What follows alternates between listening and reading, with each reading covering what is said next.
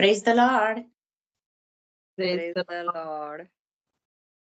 તો આજે આપણે એક ટોપિક ડિસ્કસ કરીશું અને ટોપિકનું નામ છે ડેટ એટલે કે દેવું. તો પહેલી કલમ વાંચીશું. કલમ હતી માંથી 6 અને 12. 5 થી 6 અને 12. જેમાં ઈસુબા પ્રાર્થના કરતા શીખવાડે છે એના શિષ્યોના. ઓકે, 5 થી 6 અને 12 જેમાં એવું લખેલું છે, એ જ્યારે પ્રાર્થના શીખવાડે છે, પ્રાર્થનામાં એવું લખેલું છે કે અને જેમ અમે અમારા ઋણીઓને માફ કર્યા છે તેમ તું અમારા ઋણો અમને માફ કર. એટલે કે જે ઋણો કે છે, જે ઋણો એ પ્રાર્થનાની અંદર તે ઋણો એટલે કે દેવું, એને કહેવાય છે ડેટ, DEBT ડેટ. અને એ દેવું એટલે આપણે સમજી શકીએ, દેવું એ રીતે સમજી શકીએ કે જેમ કે આપણે ક્રેડિટ કાર્ડમાં દેવું હોય કે આપણે કોઈએ આપણને ઉછીના પૈસા આપ્યા હોય અને આપણે એને પાછા આપવાના હોય, એટલે એ રીતેનું આપણે દેવું સમજી શકીએ છીએ. તો ઈસુ ખ્રિસ્ત આપણને જ્યારે પ્રાર્થના શીખવાડે છે ત્યારે પ્રાર્થનામાં એ શબ્દ વાપરે છે, ડેટ શબ્દ વાપરે છે, દેવું શબ્દ વાપરે છે. અને એ દેવું પછી જ્યારે ઘણા લોકોએ બાઇબલના ટ્રાન્સલેશન કર્યા ત્યાર પછી એણે ઘણા બધા ટ્રાન્સલેશનમાં એને જુદી રીતે બી કહેવામાં આવે છે, એટલે કે પાપો તરીકે એને ગણવામાં આવે છે. પણ એ દેવું એ શું છે એના વિશે આપણે વાત કરીશું. તો ઈસુ ખ્રિસ્ત આપણને એવું શીખવાડે છે કે દેવું તમે એકબીજાને માફ કરો. જેમ આકાશમાંના દેવે માફ કર્યું છે તેમ આપણે બીજાઓનું દેવું તે બધાને માફ કરીએ. તો એક સ્ટોરી પણ છે, એ સ્ટોરી આપણે વાંચીશું અને પછી એના વિશે આગળ વાત કરીશું. તે સ્ટોરી હતી માથીની લખેલી સુવાર્તા, એનો 18મો અધ્યાય અને 23મી કલમથી આગળ કલમો છે. અચ્છા, તો 23મી કલમથી માથીનો 18મો અધ્યાય ને 23મી કલમથી લખવામાં આવ્યું છે કે એ માટે આકાશના રાજ્યને એક રાજાની ઉપમા અપાય છે કે જેણે પોતાના ચાકરોની પાસે હિસાબ માંગ્યો અને તે હિસાબ લેવા લાગ્યો ત્યારે તેઓએ 10,000 તાલંતના એક દેવાદારને તેની પાસે આણ્યો. પણ વાડી આપવાનું તેની પાસે કંઈ નહીં હોવાથી તેના શેઠે તેને તથા તેની સ્ત્રીને તથા તેના છોકરાને તથા તેની પાસે જે કોઈ હતું તે સઘળું વેચીને દેવું વાળવાની આજ્ઞા કરી. એ માટે તે ચાકરે તેને પગે લાગીને વિનંતી કરી કે સાહેબ, ધીરજ રાખ ને હું તારું સઘળું વાળી આપીશ. ત્યારે તે ચાકરના શેઠને દયા આવ્યાથી તેણે તેને છોડી દીધો અને તેનું દેવું તેને માફ કર્યું. પણ તે જ ચાકરે બહાર જઈને પોતાના સાથી ચાકરોમાંના એકને દીઠો કે જે તેના 100 દિનારનો દેવાદાર હતો, અને તેણે તેનો ટોટો પકડીને કહ્યું કે તારું દેવું વાળ. ત્યારે તેના સાથી ચાકરે તેને પગે લાગીને તેને વિનંતી કરી કે ધીરજ રાખ ને હું તારું વાળી આપીશ. અને તેણે તેનું માન્યું નહીં, પણ જઈને દેવું વાળે ત્યાં લગી તેને કેદખાનામાં નાખ્યો. ત્યારે જે થયું તે તેના સાથી ચાકરો જોઈને ઘણા દિલગીર થયા ને તેઓએ જઈને જે થયું તે બધું પોતાના શેઠને કહી સંભળાવ્યું. ત્યારે તેના શેઠે તેને બોલાવીને કહ્યું કે અરે દુષ્ટ ચાકર, તે મને વિનંતી કરી માટે મેં તને તે બધું લેણું માફ કર્યું. મેં તારા પર જેવી દયા કરી તેવી દયા શું તને પણ તારા સાથી ચાકર પર કરવી ઘટારત ન હતી? અને તેના શેઠે ગુસ્સે થઈને તેનું બધું દેવું વાળે ત્યાં સુધી તેને પીડા આપનારાઓને સોંપ્યો. એ માટે જો તમે પોતપોતાના ભાઈઓના અપરાધ તમારા અંતઃકરણથી માફ નહીં કરો તો આકાશમાંનો બાપ પણ તમને એમ જ કરશે. તો આ દેવા વિશે આપણે વાત કરીશું. તો આપણને સેજલ દેવા વિશે કહેશે કે દેવું અને પાપ તે બે કેવી રીતે સમાનતા દર્શાવે છે.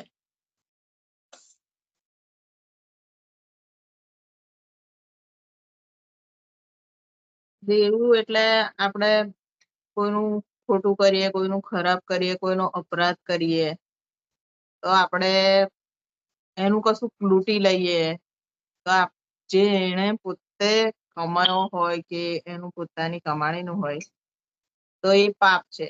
એટલે બાઇબલ એવું કે છે કે દેવું એ પાપ છે.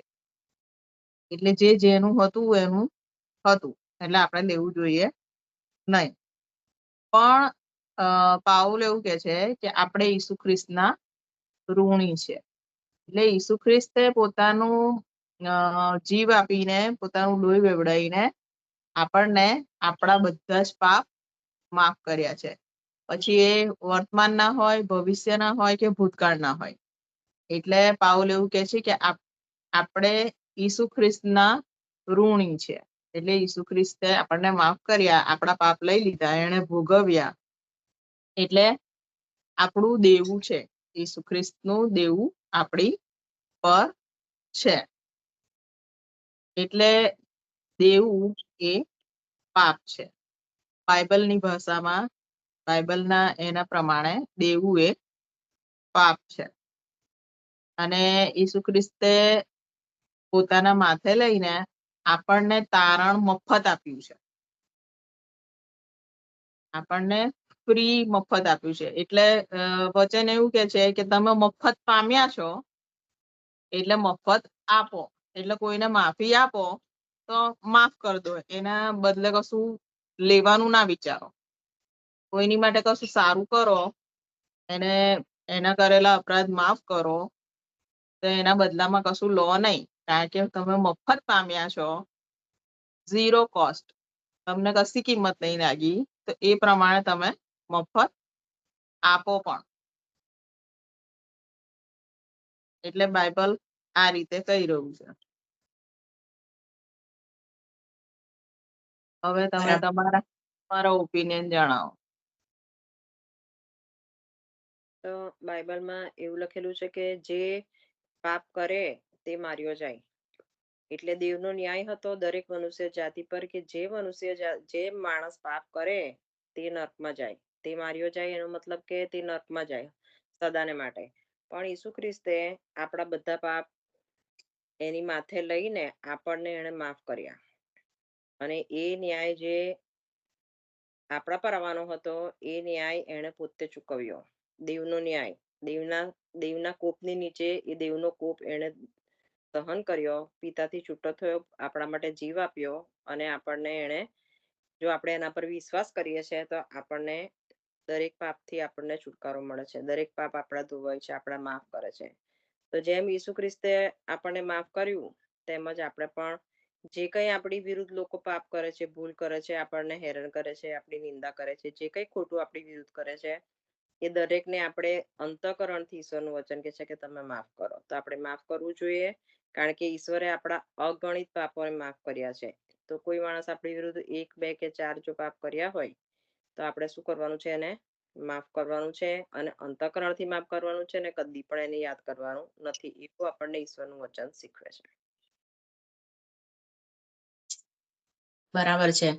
તો હું જયારે આકાશમાં અમારા બાપ પ્રાર્થના જયારે વાંચી મેં ત્યારે જયારે એ ઋણીઓ વિશે લખ્યું હતું કે, અને ઇંગ્લિશમાં હું વાંચતી હતી ત્યારે ડેટ લખ્યું હતું, એટલે એના પરથી મને વિચાર આવ્યો કે આ ડેટ શબ્દ વાપર્યો છે તે અમેઝિંગ છે. કારણ કે આમ જોવા જઈએ તો જયારે આપણે પાપ કરીએ છીએ એકબીજાની વિરુદ્ધમાં, તો આપણે દેવ વિરુદ્ધ તો પાપ કરીએ જ છે. કારણ કે આપણે કોઈનું અપમાન કરીએ, આપણે જુઠ્ઠું બોલીએ, આપણે ચોરી કરીએ કે કશું પણ જે પાપ છે એ પાપ જો આપણે કરીએ તો આપણે કોઈ આપણા પડોશીનું ભૂંડું કરીએ છે, અને આપણે સામેના વ્યક્તિનું ભૂંડું કરીએ છીએ, અને સાથે સાથે આપણે દેવની વિરુદ્ધમાં પાપ કરીએ છીએ.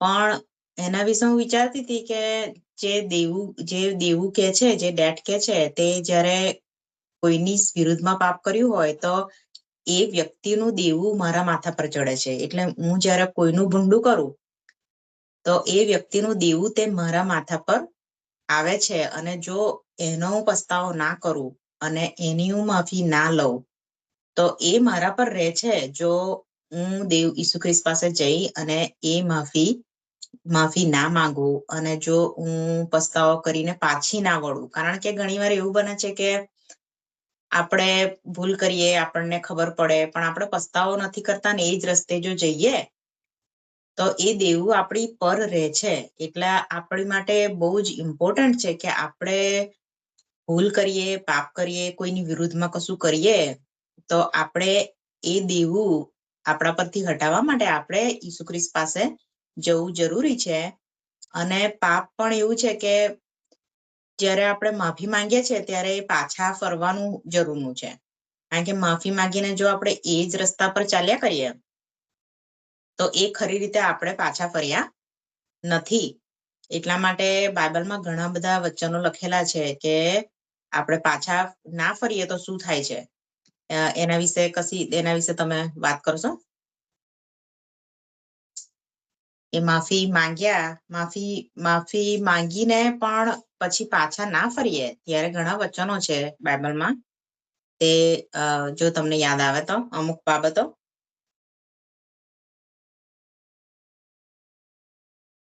એટલે એક વચન મને યાદ આવે છે, એમાં ઈસુ બાપ કહે છે કે જો તારા ભાઈની વિરુદ્ધ તારે કંઈ હોય અને તું જ્યારે ભેટ ચડાવવા જાય તો તેની સાથે સલાહ કરી લે, તેની જોડે એ કરી લે, માફી માંગી લે, કે કશું હોય ડિસ્પ્યુટ હોય તો તું સલાહ કરી લે અને એની સાથે એ કરી લે, અને પછી તારી જે ભેટ છે ને મારી આગળ લાવ, તો જ એ ભેટનો કઈ અર્થ રહેશે, તો જ એ ભેટનો સ્વીકાર કરવામાં આવશે દેવને.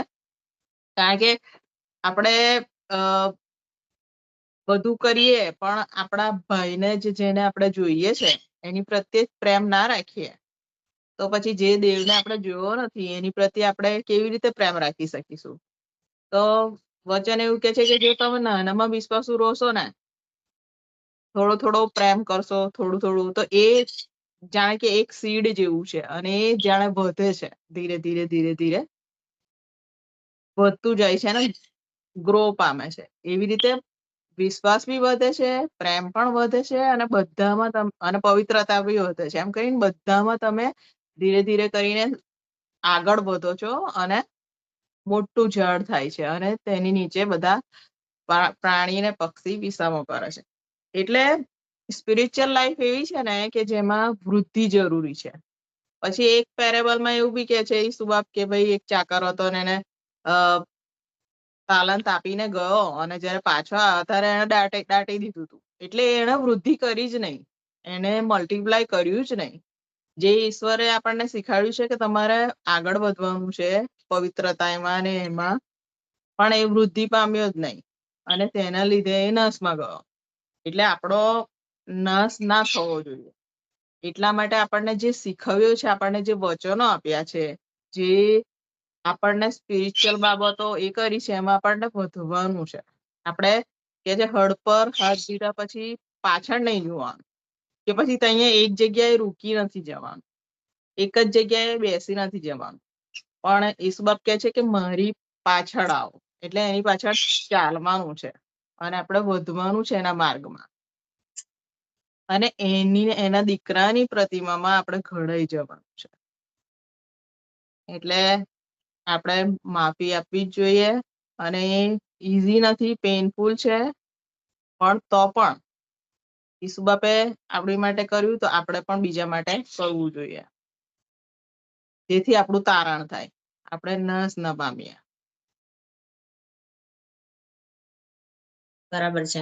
તો ઘણીવાર આપણે જ્યારે પૈસાનું દેવું વિચારીએ તો આપણને ઘણીવાર જો આપણી માથા પર બહુ લાખો રૂપિયાનું દેવું આવી ગયું હોય તો આપણે ગભરાઈ જઈએ છીએ અને આપણને એનો બોજો રહે છે. પણ એ જ રીતે આપણે પાપોના પણ દેવાદાર બનીએ છે બીજા લોકોની વિરુદ્ધમાં પાપ કરીને. એટલે આપણે હંમેશા ધ્યાન રાખવું જોઈએ કે આપણે કોઈની વિરુદ્ધમાં પાપ આપણાથી ના થઈ જાય. અને એટલા માટે ડેવિડ બહુ બહુ બ્યુટીફુલ વસ્તુ કહે છે. ઘણી બધી વાર હું યાદ કરું એને, કારણ કે ગીતશાસ્ત્રમાં ડેવિડ કહે છે કે જે પાપો જે જાણતા જાણતા પાપો થઈ ગયા હોય, અજાણતામાં જે પાપો, જાણતા નહીં પણ અજાણતામાં જે પાપો થઈ ગયા હોય એની તું મને ક્ષમા કર. કારણ કે ઘણી વાર એવું બને છે કે આપણે કોઈની વિરુદ્ધમાં કશું કરીએ પણ આપણને ખ્યાલ નથી હોતો કે મેં આની વિરુદ્ધમાં કશું ખોટું કર્યું, પણ ખરી રીતે આપણે કોઈની વિરુદ્ધમાં એ ખોટું કર્યું હોય છે. અને જયારે એવું થાય છે ત્યારે એની માટે પણ એનું પણ આપણા માથા પર દેવું ચડે છે. અને ઈસુ ખ્રિસ્તની બહુ જ કૃપા છે આપણી પર કે એ દેવું ઈસુ ખ્રિસ્તે આપણું લઈ લીધું છે ને ઈસુ ખ્રિસ્ત આપણને માફ કરે છે. ઈસુ ખ્રિસ્તના રક્તથી આપણને છુટકારો છે, આપણે રિડીમ થયેલા છે. પણ તે છતાંય આપણી જવાબદારી છે કે ઈસુ ખ્રિસ્તે જે આપણી માટે કર્યું છે તે આપણે ફ્રીમાં એની પાસે લઈએ, પણ એની પાસે જવું જરૂરનું છે. એટલા માટે ઇવન એવું પણ બને કે આપણને થાય કે ના, મેં કશું ખોટું નથી કર્યું, પણ એ અજાણતાથી થયેલા જે પાપો છે, જે દેવા આપણે માથા પર લઈએ છે, તેની પણ આપણે ક્ષમા દેવ પાસે માંગવી જોઈએ, ઈસુ ખ્રિસ્ત પાસે માંગવી જોઈએ. અને સેજલે જે બ્યુટીફુલ સ્ક્રિપ્ચર કીધું તે મને યાદ આવ્યું એ જયારે વાત કરતી હતી ત્યારે. તે પણ મને બહુ જ ગમ્યું કે ઈસુ ખ્રિસ્તને જયારે આપણે અર્પણ ચડાવવા જઈએ, એના આપણું અર્પણ એટલે શું છે કે હું ઈસુ ખ્રિસ્તને ટાઈમ આપું, હું પ્રાર્થના કરું, હું વર્શિપ કરું, એ બધું જ આપણું અર્પણ છે. કે હું દેવના રાજ્ય માટે કશું કામ કરું, કશું પણ જે હું કરું છું તે બધું ઈસુ ખ્રિસ્તના ચરણોમાં મારું અર્પણ છે. અને જો મેં કોઈની વિરુદ્ધમાં કશું કર્યું હોય અને એ દેવું મારા માથા પર છે, તો ઈસુ ખ્રિસ્તનું વચન તો એવું કે છે કે તું અર્પણ ચડાવવા આવે એ પહેલા તું જા અને તારા ભાઈ પાસે સલાહ કર જેની વિરુદ્ધમાં તે કશું ખોટું કર્યું હોય. એટલે એ બહુ અગત્યનું છે. એટલે અત્યારે હું પોતે પણ કન્વિક્ટેડ થઈ રહી છું હર્ટમાં કે ઇવન આ મેસેજ કરવા બેસીએ તે પહેલા પણ એ કોન્સ્ટન્ટ આપણા જીવનમાં જરૂરનું છે. અને એટલા માટે જ ઘણી બધી વાર હું ઈસુબાપને કહું છું કે ઈસુબાપ, મારાથી જાણતા અજાણતા જે ભૂલ થઈ હોય તે મને તું માફ કરજે. એટલે એ આપણી માટે ઘણું અગત્યનું છે. પ્રીતિ, તો છે કશું એક બીજી એકાદ બે કલમો પણ આપણે જોઈતી દેવા વિશે અને પાપ વિશે. તો એ સેજલ શું હતી કલમ આપણે વાંચીએ?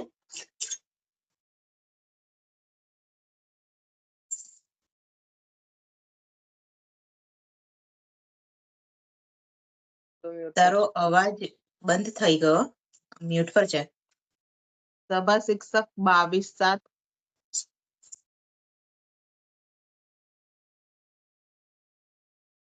સભા શિક્ષક 22 અને 7 કલમ.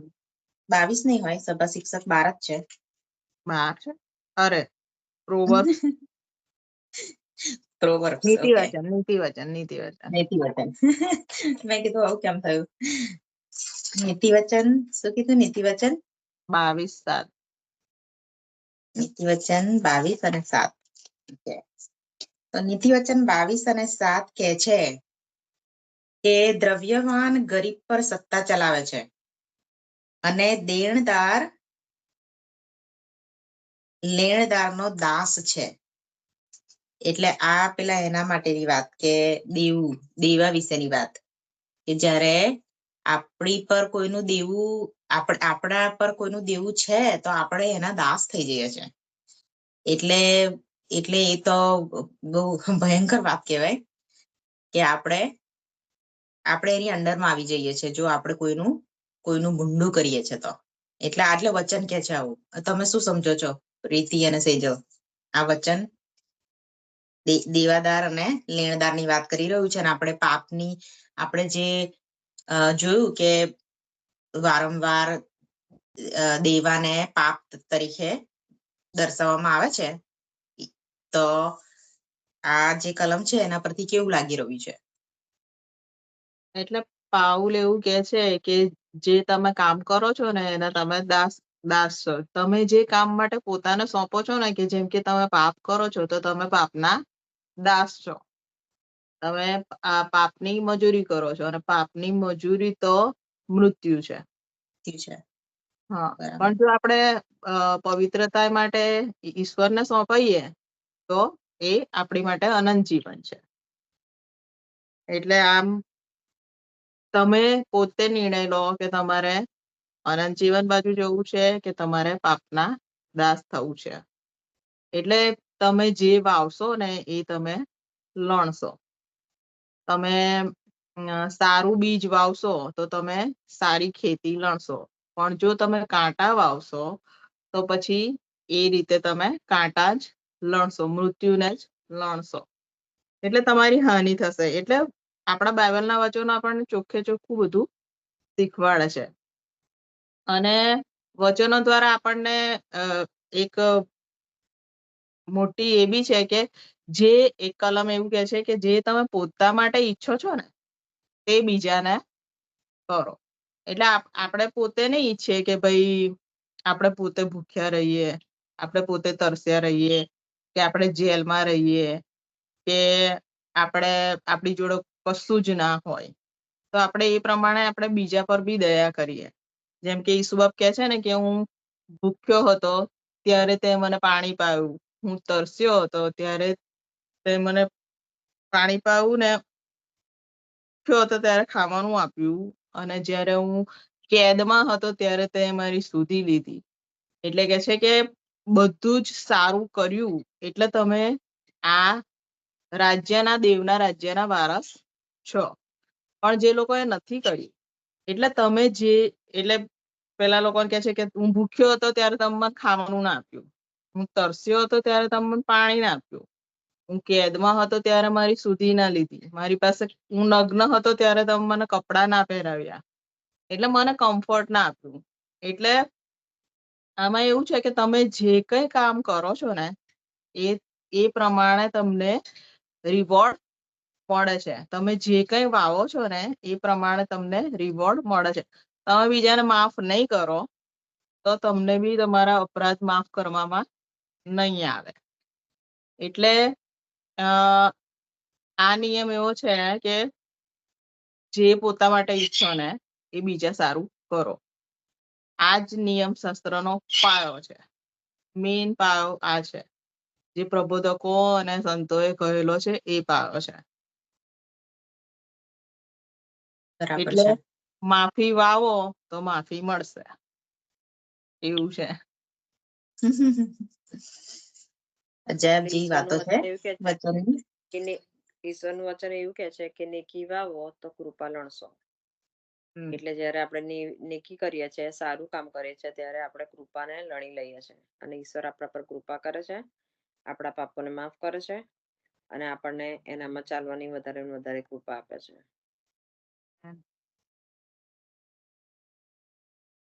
બરાબર છે. તો બીજી કોઈ કલમ હતી જે આપણે વાંચવાની હતી? એક કલમ પાપ વિશે હતી ને કે જેના પાપ તમે માફ કરો છો તેના માફ કરવામાં આવશે, અને જેના પાપ તમે કાયમ રાખો છો તેના કાયમ રાખવામાં આવશે. એની પર કહો તમે. તો એ બહુ ભયંકર બાબત લાગે છે. પણ ખરી રીતે ઈસુ ખ્રિસ્તે આપણને એકબીજાને માફ કરવાનું શીખવાડ્યું છે. પણ તે છતાં ઘણીવાર એવી પરિસ્થિતિ આવે છે ઘણા બધા લોકોના જીવનમાં કે એવું લાગે છે કે હવે હું આને માફ નહીં કરી શકું. પણ તે છતાંય ઈસુ ખ્રિસ્ત આપણને એ જ શીખવાડે છે કે 7 ગણી 70 વાર તું તારા ભાઈને માફ કર, તારા નેબરને માફ કર, તારા ભાઈને માફ કર. અને દરેક વ્યક્તિને માફ કરવું એ આપણી માટે બહુ જરૂરનું છે.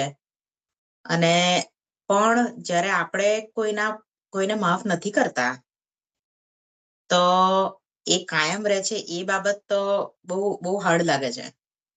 પણ ઈસુ ખ્રિસ્તે આપણને અધિકાર આપેલો છે બીજાના પાપ માફ કરવાનો. એટલે એ એનાથી પણ મોટી બાબત છે કે આપણને બીજાના પાપ માફ કરવાનો અધિકાર આપવામાં આવ્યો છે આ પૃથ્વી પર. એટલે એ કેટલી મોટી ને મહાન બાબત છે કે કોઈ વ્યક્તિ મારી વિરુદ્ધમાં પાપ કરે ને હું જો કાયમ રાખવા માંગુ એ તો એ કાયમ રહે. તો એ કેટલી મોટી ઓથોરિટી ને કેટલો મોટો પાવર છે. પણ જો હું રિયલીમાં એવું કરું કે આ વ્યક્તિ પર મને બહુ જ ગુસ્સો આવ્યો છે ને હું આ વ્યક્તિને માફ નહીં જ કરું, હું હંમેશા ફોર એવર જ્યાં સુધી જીવતી રહીશ ને ત્યાં સુધી એને માફ નહીં કરું. જો હું એવું વિચારું અને એ મારી ઓથોરિટી એ રીતે યુઝ કરું તો એ ખરી રીતે દેવના વચનની વિરુદ્ધ છે. એ છતાંય મને પાવર આપવામાં આવ્યો છે તો દેવ મને મારા પર ટ્રસ્ટ કરે છે કે હું એ પાવરનો અબ્યુઝ નહીં કરું. કારણ કે જો હું એ પાવરનો અબ્યુઝ કરું છું તો પછી અંતે તો હું જ પછી દેવ તરફથી શિક્ષા પામીશ. કારણ કે જેમ આપણે પેલી વાર્તા વાંચી, પેરેબલ વાંચ્યો સ્ટાર્ટિંગમાં જ કે રાજા માફ કરી દે છે અને પછી એ જ વ્યક્તિ બીજાને જઈને નથી માફ કરવા માંગતો. એને ઓથોરિટી હતી એની પાસે, એને જેલમાં પૂરી દીધો હોત કારણ કે એ પણ એની માથા પર દેવું હતું રાજાનું અને રાજા એને પૂરી શકતો હતો જેલમાં તે જ ઘડીએ. તો જો એને પૂરી દીધો હોત તો એ પેલાને જઈને કશું ના કરી શકે. પણ રાજા એને જતો કરે છે. પણ એ વ્યક્તિ પેલા એને જે ઓથોરિટી છે એ ઓથોરિટીને અબ્યુઝ કરે છે અને એનો દુરુપયોગ કરે છે અને એ જઈને એને કે છે કે ના તારે આ ભરવું જ પડશે, નહીં તો હું તને જેલમાં નંખાઈશ અને હું તારું એટલે પછી જયારે રાજા સાંભળે છે ત્યારે રાજા જ એને શિક્ષા કરે છે. એટલે કેવું કે આપણને ઓથોરિટી તો છે પણ એ ઓથોરિટી આપણે અબ્યુઝ ના કરીએ એની માટે પણ આપણી ઉપર પણ ઓથોરિટી છે. એટલે આપણે એનું હંમેશા ધ્યાન રાખવું જોઈએ એવું હું સમજુ છું. એટલે આ કલમ ઈસુબાપ શિષ્યોને કે છે કે એ મરણમાંથી ઉઠ્યા પછી કે જેના પાપ તમે માફ કરો છો એના માફ કરવામાં આવશે અને જેને તમે કાયમ રાખો છો એને કાયમ રાખવામાં આવશે. પણ એટલે પાઉલ અને પિત્તર ને એ લોકો ઘણીવાર જે લોકો આડા લોકો હોય છે અને જે લોકો ન માનનારા હોય છે, જેમ કે સિમોન પવિત્ર આત્મા ખરીદવા પાછળ પડ્યો હોય છે પિત્તર પાછળ, ત્યારે પિત્તર એને એ કરે છે કે તું તારા પૈસા સાથે નાશ પામે એમ શ્રાપ આપે છે. પણ જે કઈ બી બધું થાય છે તો પાઉલ એક કલમમાં એવું કે છે કે ભાઈ એને શેતાનને સોંપી દો કે જેથી એને પ્રભુનો દાડો આવે ત્યારે એ તારણ પામે. એટલે ઘણા લોકોને એટલે એટલો બધો અનુભવ નહીં હોતો કે પ્રભુ અને પેલા શેતાનના એમાં ફરક સમજે. એટલે જ્યાં સુધી બરાબર ખબર ના પડી જાય ત્યાં સુધી એના હાથમાં રહે તો સારું. એને ખબર પડે કે શેતાન હંમેશા અબ્યુઝ કરે, પીડા આપે, ખરાબ કરે, તો પછી એને બુદ્ધિ આવી જાય કે ભાઈ ના, પાપ સારો છે. જેમ કે ઉડાવ દીકરો દૂરથી તો જોયું કે બહુ સરસ મને જવા દે, દૂર દેશ જવા જ દે, બાપને કીધું મને તો મારો હિસ્સો આપી જ દે. ગયો, અનુભવ કર્યો અને પછી બધું ખલાસ થઈ ગયું એટલે એને સભાનતા આવી કે બાપ સારો છે. એટલા માટે જે ઓથોરિટી પર્સન હતા, પાઉલ હતા, પિત્તર હતા, એ લોકો ઘણા લોકોને આંધળા બી કરી દેતા હતા કે એ લોકોને સમજમાં આવે કે ના, એ દુઃખ છે શેતાન પાસે, તકલીફ છે, બધું જ છે, પણ દેવ અજવાળું છે, દેવ પ્રેમ છે. એટલે બરાબર ખબર પડે તો વ્યવસ્થિત રીતે તારણ થઈ જાય. સમજ બુદ્ધિ બરાબર હોય તો રીતે તારણ થઈ જાય. એટલે એ લોકોને ઓથોરિટી હતી અને એ લોકો પવિત્ર આત્મા દ્વારા બધું કરતા હતા. અત્યારે પણ હું ઘણા બધા સેવકોને હું જોઉં છું કે એ લોકો એવું કરે છે. અને એટલા માટે નહીં કે લોકો નાશમાં જાય, પણ લોકોનું તારણ થાય એટલા માટે કરે છે. તો આ બહુ ઇન્ટરેસ્ટિંગ પોઈન્ટ છે સેજલ. તો એટલે એટલે એટલે આપણને ખ્રિસ્તમાં આપણને જે અધિકાર આપવામાં આવ્યો છે, તો ઘણીવાર કોઈ વ્યક્તિ કર્યા જ કરતું હોય, ખોટું કર્યા જ કરતું હોય, તો એટલે આ બહુ ગુડ પોઈન્ટ છે, સારું આપણે ચર્ચા કરી રહ્યા છે કે કોઈ વ્યક્તિ કન્ટિન્યુઅસલી ખોટું કર્યા જ કરતું હોય, આપણી વિરુદ્ધમાં પાપ કર્યા જ કરતું હોય, કન્ટિન્યુઅસલી કર્યા જ કરે, તો આપણે એને માફ કરીએ, પણ જેમ દેવનું વચન કહે છે કે એને શેતાનને સોંપી દો, તો એવું પણ થઈ શકે છે. એ આપણને ઓથોરિટી છે, એટલે આપણે જે પેલું કહી રહ્યા હતા એ વાત તો બરાબર જ છે કે આપણે બધાને માફ કરવું જોઈએ, પણ ઘણીવાર એવું બી બને છે કે એટલે આપણે એ પણ સારું છે કે એ કવર કરીએ કે એવું નહીં કે કોઈ કોન્સ્ટન્ટલી આપણી વિરુદ્ધમાં પાપ જ કર્યા કરે, આપણું અપમાન જ કર્યા કરે, આપણું ખોટું કર્યા કરે, અને આપણે કોન્સ્ટન્ટલી એને માફ જ કર્યા કરે ને એ વ્યક્તિ પાછો ફરે જ નહીં એના માર્ગથી, તો આપણી પાસે એ છે કે આપણે એને શેતાનને સ્વાધીન કરીએ.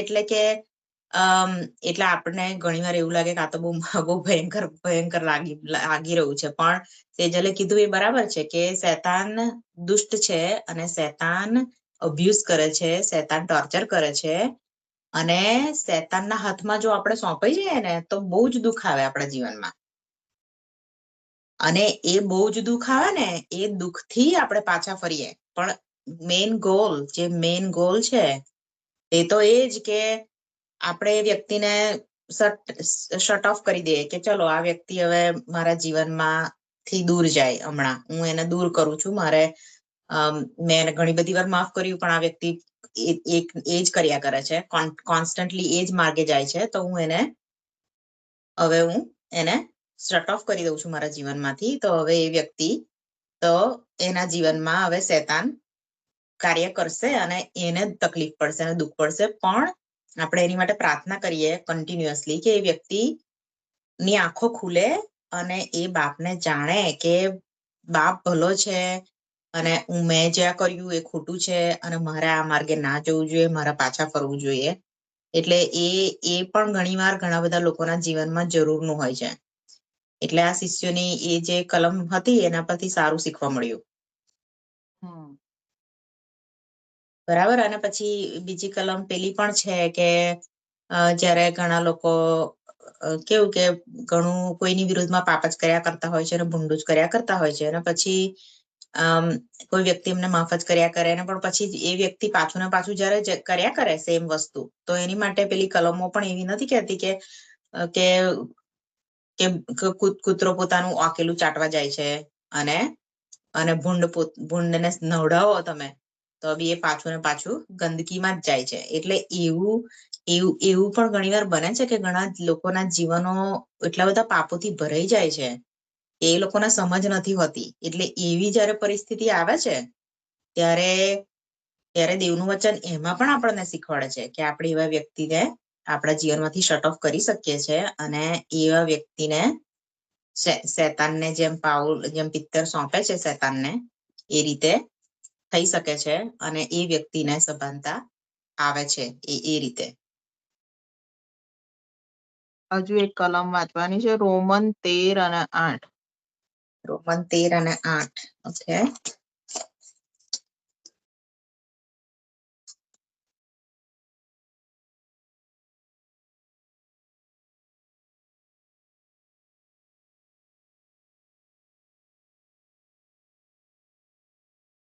રોમન 13 અને 8 એ છે કે એકબીજા ઉપર પ્રેમ રાખવો, એ સિવાય બીજું દેવું કોઈનું ન કરો, કેમ કે જે કોઈ બીજા પર પ્રેમ રાખે છે તેણે નિયમને પૂરેપૂરો પાડ્યો છે.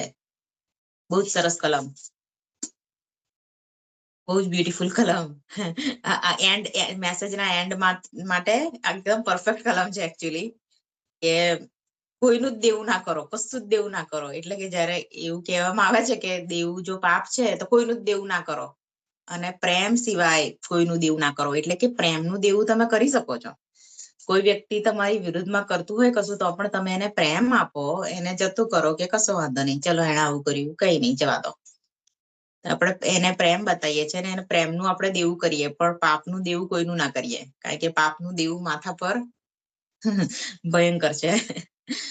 તો બહુ બ્યુટીફુલ કલમ છે કે કોઈનું દેવું ના કરો. પ્રેમ સિવાય બીજું કોઈ દેવું ના કરો. પ્રેમ જ કર્યા કરો. અને ઈસુ બાપે પોતાનું સ્વાર્પણ કરીને પોતાનો જીવ આપ્યો, લોહી વેવડાવ્યું કે આપણા પાપ માફ થાય. અને એ એટલા માટે નહીં કે આપણે પાપ કર્યા જ કરીએ, પણ એટલા માટે કે આપણે પાપથી પાછા ફરીએ અને ભલાઈના કામ કરીએ અને સારું સારું ફળ લાવીએ. એટલા માટે કર્યું છે. એટલા માટે આપણે એણે જે આપણી પર કૃપા કરી ને એ કૃપાને અબ્યુઝ નહીં કરવાની કદી પણ. એણે જે આપણે માટે કામ કર્યા છે ને એ કામની વેલ્યુ કરવાની. એનું જે અર્પણ છે ને એ વ્યર્થ નહીં જવા દેવાનું આપણી માટે જે એણે કર્યું છે. એટલે આપણે પવિત્રતામાં, ભલાઈના કામમાં મંડ્યા રહીએ, વધતા રહીએ, ગ્રો થઈએ, વધીએ અને બાપને મહિમા મળે એવું થવા દઈએ.